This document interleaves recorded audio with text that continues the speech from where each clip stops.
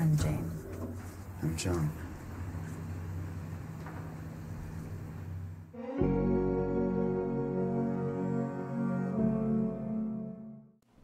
Despite fan outrage over Mr. and Mrs. Smith, whether or not lives up to the original name of the original movie, Amazon's new hit highlights the complexities in relationships, specifically marriage, when it comes to the leads, John and Jane Smith. John and Jane go through several common stages that couples go through. We see the initial dating phase, the honeymoon phase, down denial, disillusionment, decision, then finally being wholehearted love. By no means am I a relationship coach or anything like that, but from rewatching the show, I was able to interpret a bit about John and Jane's relationship and kind of what that means for couples in general. The first 3 episodes are the dating phase. Yes, they're married, but it's still a staged marriage at this point. If we take a look at John, he is characterized as being charismatic and pretty socially adept. He states that he's competitive, and his ex said that he's emotionally unavailable, which is important. More on that later. It's interesting to note that John is pretty set on knowing more about Jane. He's fairly open comparatively to how closed off she is. He almost comes off pushy at times, especially in the diner. John is very protective due to his relationship with his mother, which comes at a fault. John is definitely sneaky as he takes a photo of her as a ruse to help her with her plans, and almost makes you think that if he checked their phone when they change numbers. Throughout the episode, as he tries to know her, he flirts with her, even when he's met with rejection. Compared to John, Jane describes herself as having a type A personality. I do think you can make the argument John has a type B personality. He's laid back, but his confidence is jeopardized later in the relationship. Anyway, Jane is a workaholic who always wants to climb the corporate ladder at her job, and she aims high. She has her master's and wanted to be in the CIA. When asked, her ex called her non-manipulative, sort of like a sociopath. I believe it was numb and manipulative. But that's good for this, right? This is really ironic, as we'll eventually see, and she never said I love you.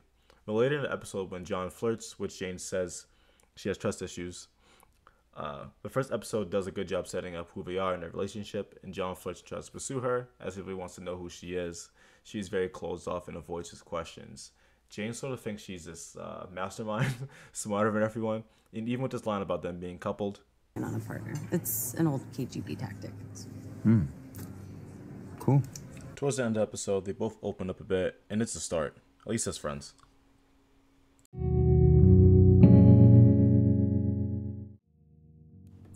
Episode 2 starts with Jane waking up looking for Max, and to her surprise she sees Max outside with John while he's doing yoga. Maybe John brought the cat outside. Then Jane searches his stuff, and I think that's because she's upset he took Max without telling her, and she already said she has trust issues. At this point, John is more than happy to check her things. He probably thinks he gets a pass since he checked his stuff. Just going through your stuff. What were you doing? I was meditating. Oh, that's cool. Do you do that every day? I used to, before I thought somebody might go through my stuff. Fast forward to what John finds. I can't show what he finds because I don't want to get banned. But after talking to the hot neighbor, John gets very jealous. He has a dog named after the prophet. Just one of my favorite books.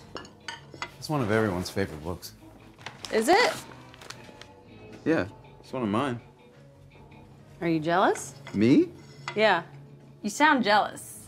No, I'm not jealous. It's just, it's weird to have my wife say the neighbor is hot. And at this point, I think it starts to hint at his masculinity issues because they really aren't dating yet, so why would he be so upset? Jane immediately saying, I think he's kind of hot, though. is delivered in a way to upset John. She thought the interaction with him was weird, and she could have expressed that, but she didn't. At this point, she does know that John is at least attracted to her, so I'm willing to make the argument that she did say that to make him jealous. John immediately undermines him by belittling the prophet out of retaliation, by implying that doesn't make him special. Despite them setting boundaries about her not being his wife and what their goals are, you get the impression that Jane is enjoying the banter they're having. John opens up, revealing that he would want to get married, and you can tell he's definitely a romantic. Fast forward to the mission with the rich creepy client they end up killing. He makes them do weird kinky stuff, but this brings out the physical chemistry as he makes them kiss. After the mission, Jane meets John on the couch and she reveals she didn't watch violent cartoons, and he's like, that's surprising, after searching her laptop because it was a clear trap she set for him. He tells on himself with the I thought you might be into that type of thing. Anyway, they bond over some race jokes, and then Jane asks John if she wants to kiss her. They end up doing the deed, and that's the end of the dating phase.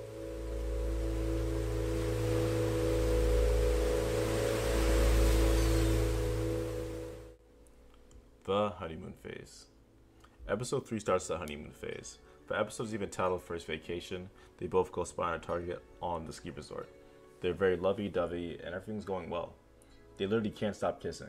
In this episode, everything is going well until it's revealed that John has been talking to his mom on the phone secretly. Jane says after they have sex, he goes downstairs.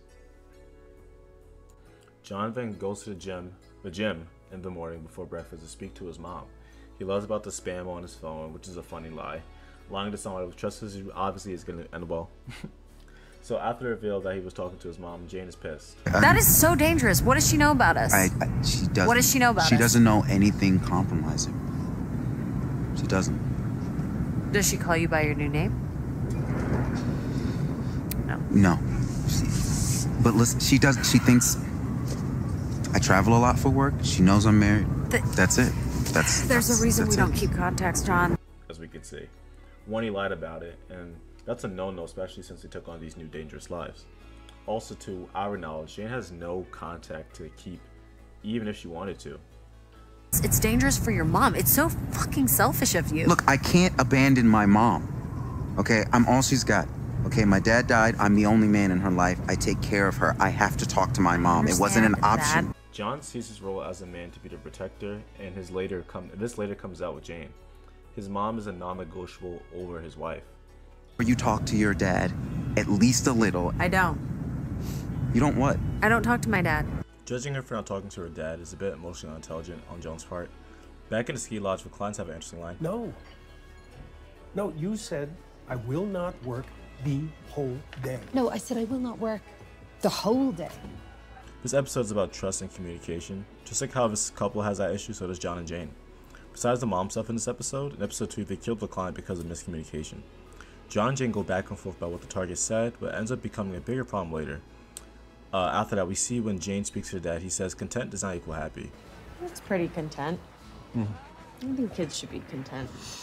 Yeah, well, content does not equal happy. I think this applies to a lot of marriages, so this is a question that you have to think about going forward. After John goes rogue saving the target, but this almost kills him, and it could have been prevented if he just communicated. The mission ends and they even sleep together this time in the same bed.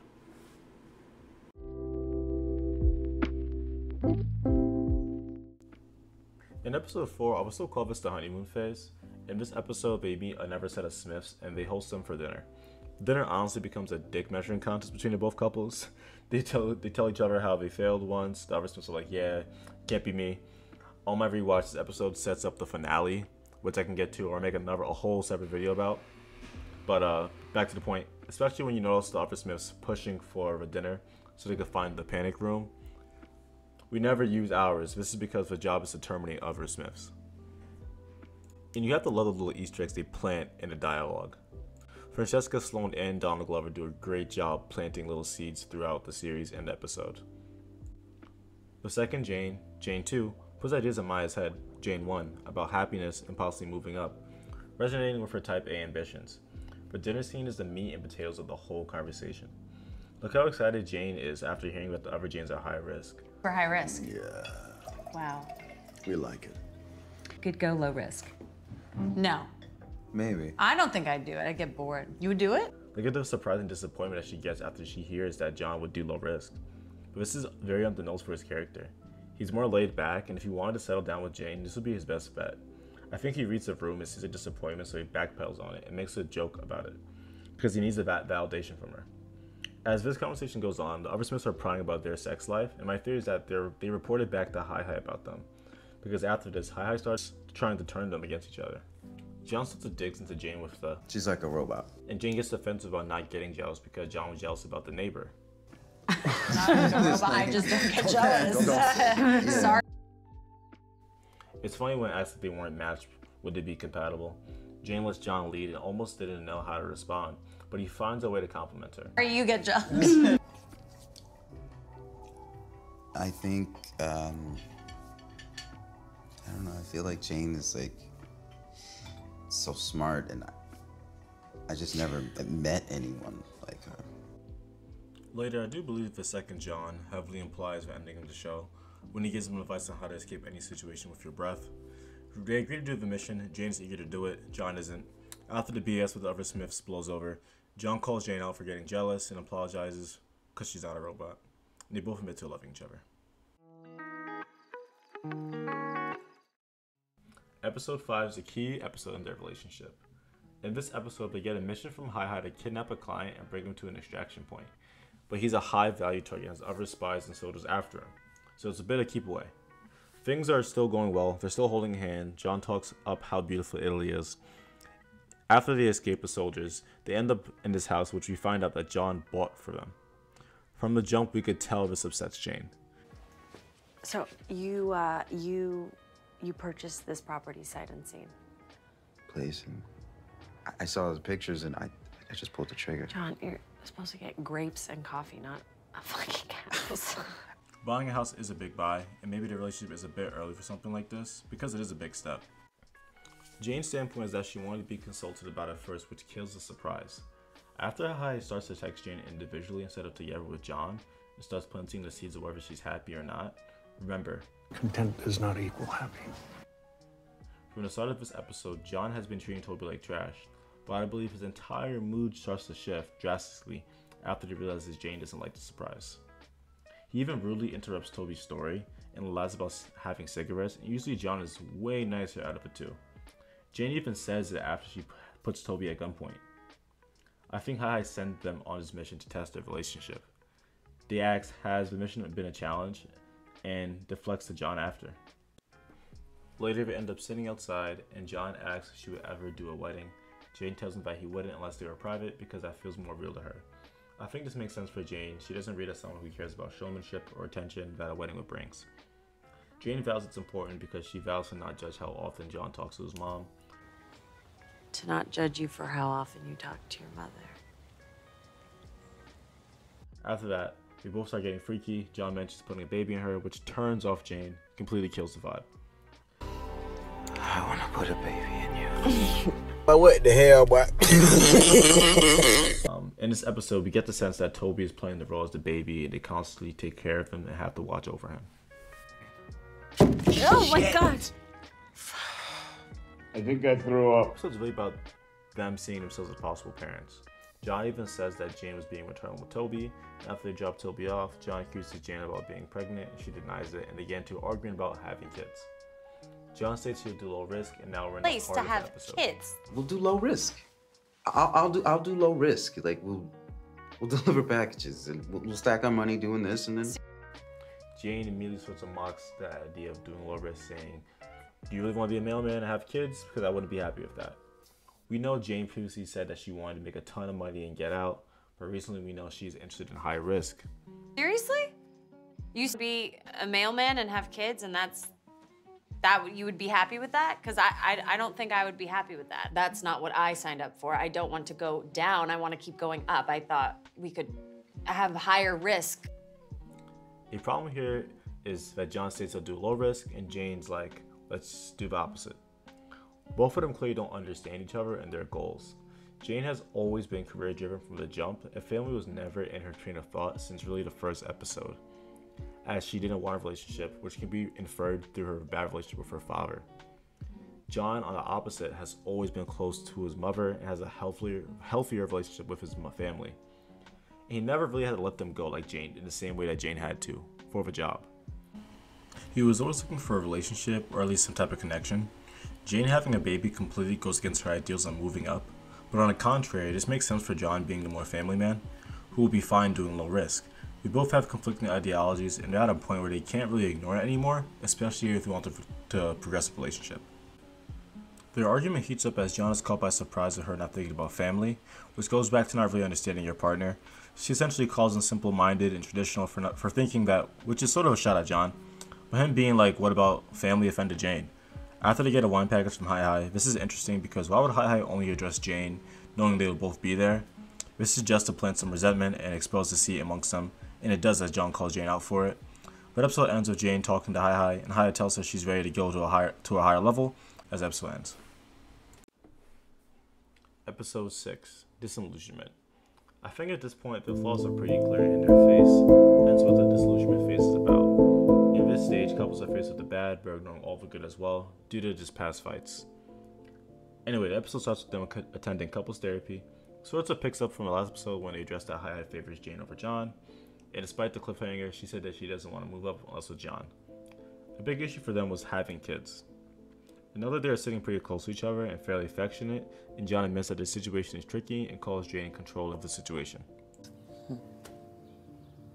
To be controlling of the situation. That's really interesting. I don't agree. John takes the lead on some targets despite Jane having some doubts. When John's with the clients, he uses charisma to blend in, and John says that's why Jane was upset, because that's not something she can do, especially because they were black. If we're being honest, I was bonding with black people. Oh my God. And it was something that she can't do as well. So I had access in a way that she will never have, and it bothered me. So John is coming for Jane's insecurity stemming from her need for validation from work. Jane's point about them bonding over sexism is fair, but he still was doing his job working with a client. He does when he's around men. And I don't know if it has something to do with his dad or if it's something to do with how he grew up. Okay. Her coming at John for calling him performative around other men can be a nod at his masculinity, especially in a setting like that where everyone's bonding over Maya, a female artist John definitely comes off distasteful about, but also he was performing for the client, so definitely performative, yes. The only other time you could argue he was performing was around the other Smiths, but Jane was also performing as well. Jane calls John out for being racist with the clients, and as they're talking about their taste in women, John says he can't trust a woman that's not close to her family because it tells you a lot about them, and he is directly talking about Jane here. They just be too involved. I don't know about that. I can't trust a woman who isn't close to her family. Facts. Something wrong with a woman who's not close to their family. It tells you a lot about them. This does have some nice foreshadowing for later. Now, Jane executing the targets read to me that she was frustrated and offended that he's cracking jokes about her and taking forever, which she probably thinks she could have finished the mission much quicker. You do get the sense, especially when they're arguing, that Jane kind of has a superiority complex towards the missions, when she says stuff like, I saved you, and in this case, he wasn't in any danger. I can agree with John that Jane definitely can be anxious, but that mission, and even the tug mission, she didn't read as necessarily anxious. But if she was anxious, it was to perform well for Hi due to the previous fails. When we cut to the second round of therapy, they're even further apart, and Jane answers for John, and honestly I do believe it's because she really does take the lead on all the missions. John's masculinity does allow for Jane to be the leader on the mission and in the overall relationship. Jane, do you notice that you do that a lot, answer for the both of you? Well, he's not. I mean, last time I feel like in the last session he was doing that for me. But now I just feel like he's not answering. He's looking to me to answer, so. Been able to let you take the lead at all since we saw each other last? He feels like he's less and less a man by not being able to take charge and lead. John's laughing comes off as a way to deflect from the fact that he couldn't help Jane at all on that mission. And it can be read as belittling since he's taken away from a moment that was important for her. Die, motherfucker!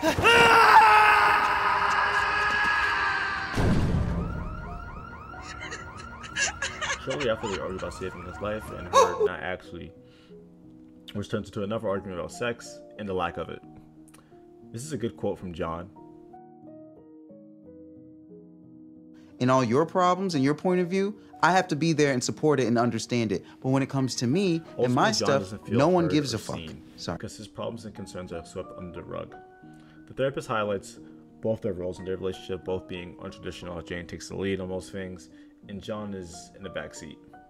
John brings up that when they first started, it felt like they were on equal footing, and he helped give Jane guidance, and he misses being in that role because it felt like she was looking up to me, and he misses that. This more or less sums up exactly how John feels. He also notes that he feels that Jane thinks he's holding her back, and part of the reason he might feel this way is because of her superiority complex on missions. The second session ends with the therapist giving them a safe word. Then they walk out, and Jane claims that the therapist likes him more, which she's just in her head about. The third round of therapy is a big eye-opener. At this point, they're sitting completely apart, and there's a lot of built-up tension now.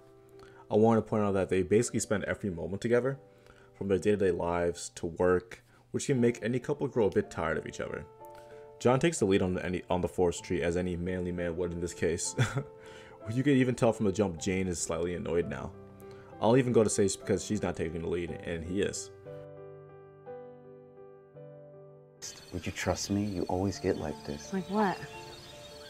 all stressed and worried, and we're not gonna fail the mission. I know you're worried about it, but we're just not.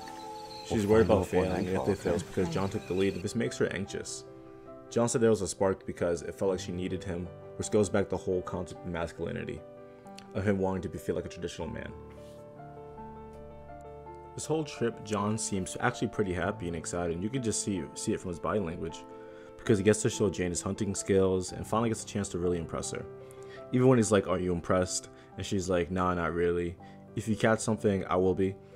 She was never really impressed with John, at least of recently, and now we get into the best scene of the show. It's like the Prophet. Jane realizes he never read the Prophet and opts to go to sleep. Jane, after being fed up with the mission, Hi and John's bullshitting, finally calls him out for not reading the Prophet. When John admits that he lied after she said the hot neighbor loves it, this is such a common jealousy thing. We know how jealous John was after seeing their interaction, and at that point he hasn't really won Jane over. He was still pursuing her, so he lied about reading it to undermine the neighbor, so they were both on equal footing. Jane is upset he lied, and John downplays the lie like a liar would do. Do you actually like the Prophet? Jane really cares because she thought that's how they were matched up. Jane does this thing when she argues, where she blames herself for not being smarter and hates that she believed in that person. Like, she should have gotten her hopes up in general. What do you mean? I'm wrong because I actually have never seen you read a book in the entire time I've known you. She did the same thing when you argued in episode 5. I didn't think you were that simple-minded, like that traditional. Don't call me stupid just because. I didn't call you stupid. Just read of Jane saying she's calculated in the way she puts things. Makes sense. I know you, Jane, and you're very calculated about how you put things. So if you want to call me stupid, just call me stupid. It's a good read, honestly. She does want to call him stupid.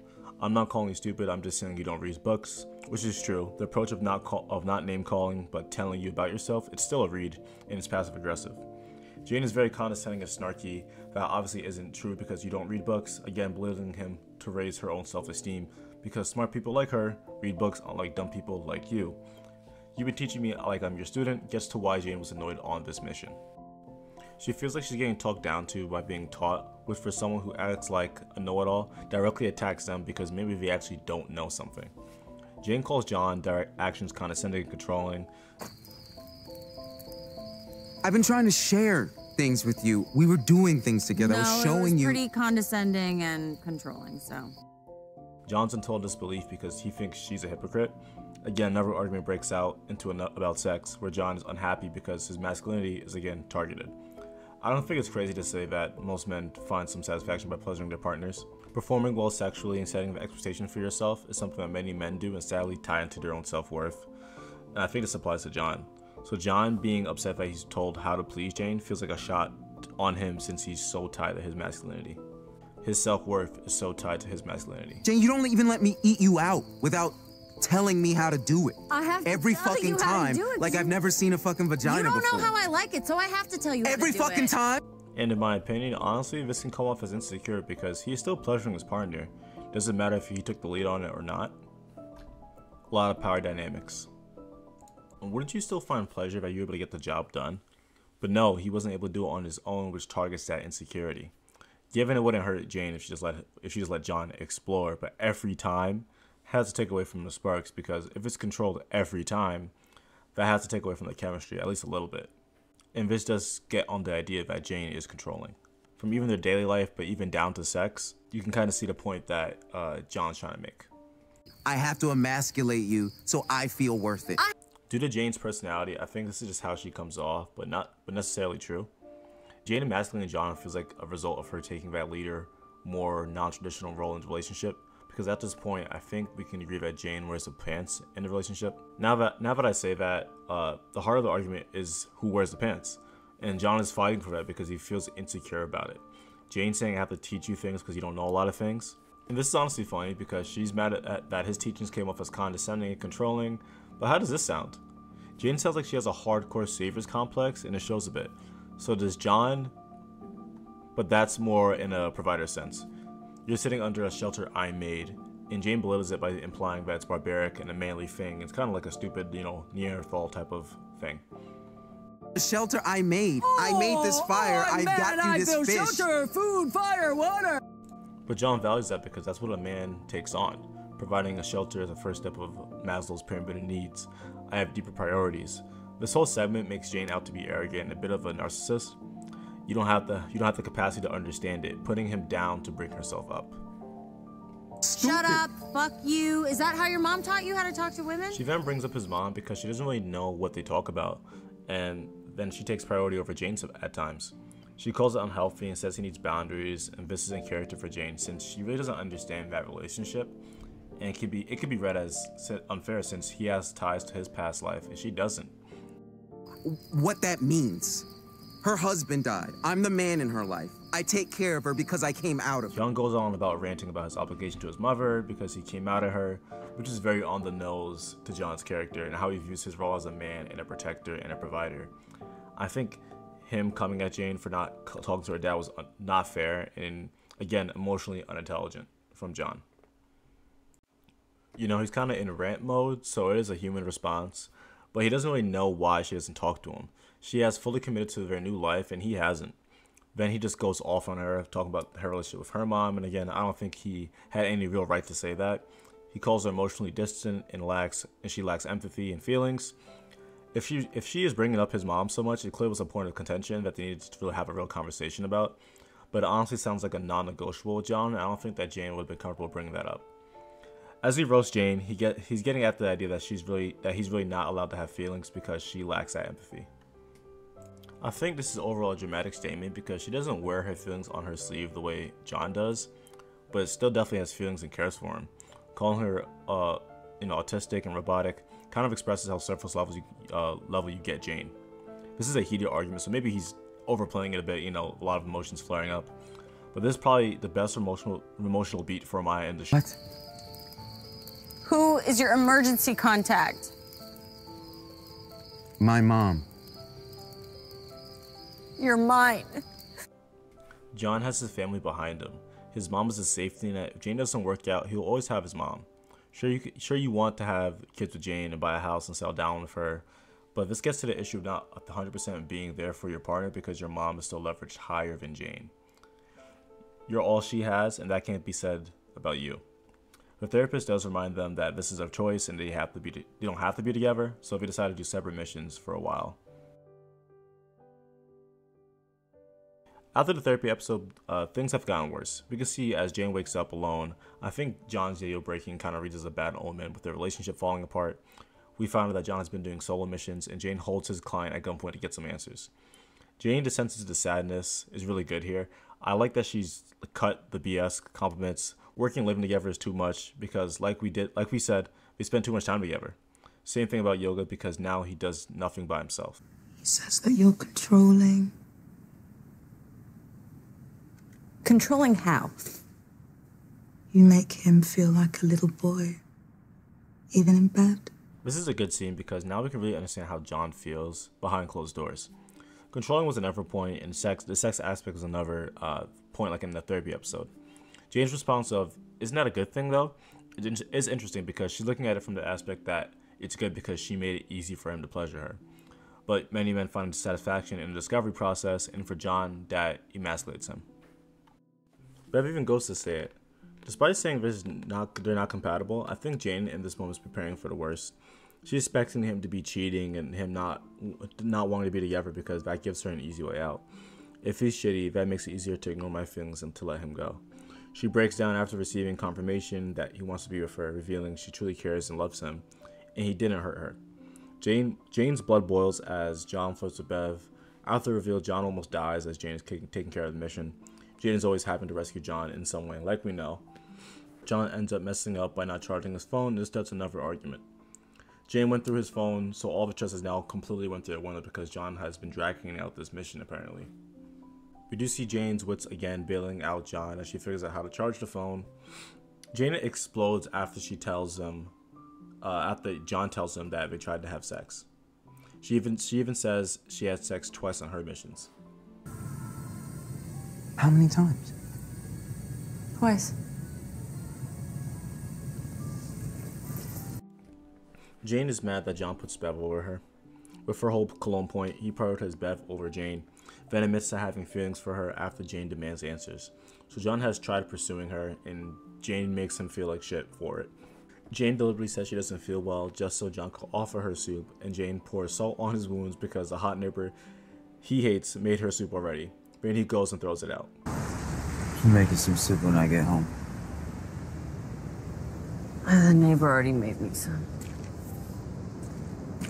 Back at the house, John's on the phone with his mom, and he tells her, and she says, "You never made me soup," which shows that the mom really thinks that he loves Jane, because he does something for her that he hasn't done for his mom. Soon after, it's revealed Hi has been telling them about each other's status, including their missions, and I believe it's to break them up. And John says he's done, meaning their relationship, so he's finally done. And Jane smashes the computer in frustration. End episode. Episode 8, still the decision phase. Jane wakes up again alone, but this time John isn't home at all, and she gets a task from Hi telling her to terminate the other Smith. John, in this case. She goes to the coffee shop and reminisces a bit. I think about John and her, and shots go off, and Max ends up dying. She thinks it's John. This is a callback to episode 5 where she said Max will never die. It cuts to John now at his new house with his mom, and he notices the toilet seat up. This is actually Beverly Grover, Donald Glover's actual mom. He thinks the tripwire is from Jane and decides to go meet with her. She calls him the cruelest person ever, and he asks her if she ever slept with the neighbor. Wheezing on the chase scene is pretty funny because he's always out of breath in every chase scene. And John is not really trying to harm Jane, if you notice, at this point. He just wants to talk to her. Jane tries to distance herself from John by saying she never cared for him. But when he gets hit by a car, she sure definitely stops out of worry before, again, leaving. Denise reveals John's name, actual name, and goes says she moved there about 2 months ago. If you had a time step, I wonder when exactly he moved there. After therapy would be my guess.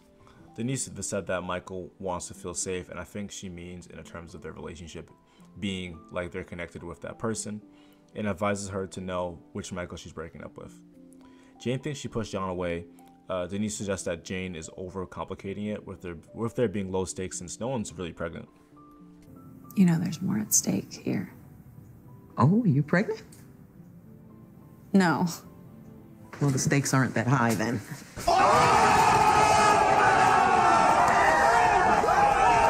We cut to John. He uses this opportunity with the neighbor to investigate him. He reveals he's been in his house a few times, and we question if there were some infidelity going on.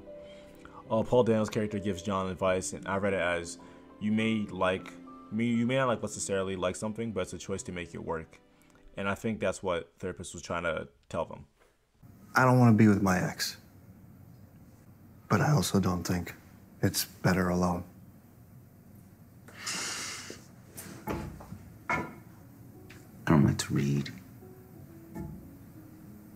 She likes to read. I don't like to read. You don't have to like it.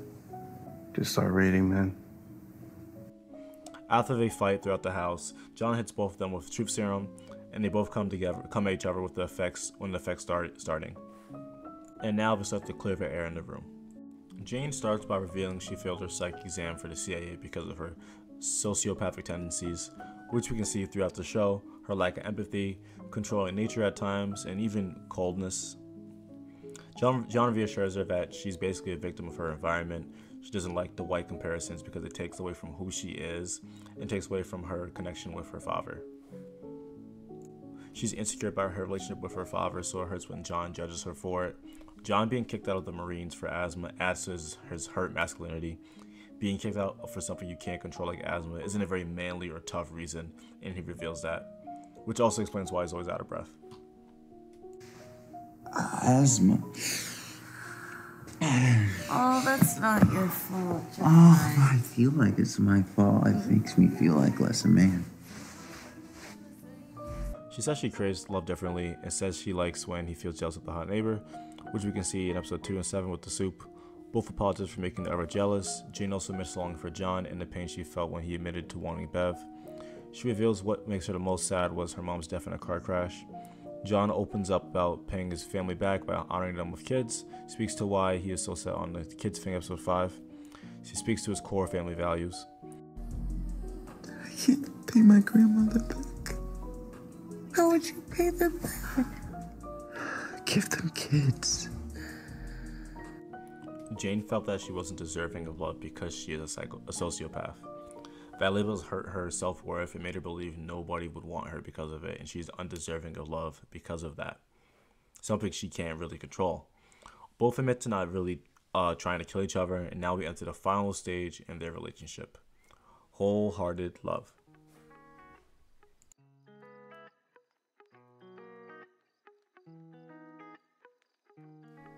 They recognize all of their flaws and accept each other for who they are. They accept their imperfections, and John and Jane finally understand each other, and as a result, this is the strongest the relationship has ever been. Like how it actually, is after a couple fights. It's crazy they actually made up despite thinking each other was generally trying to kill the other person. We see the Smiths come and try to kill our John and Jane, and here she finally asks John, What's your plan?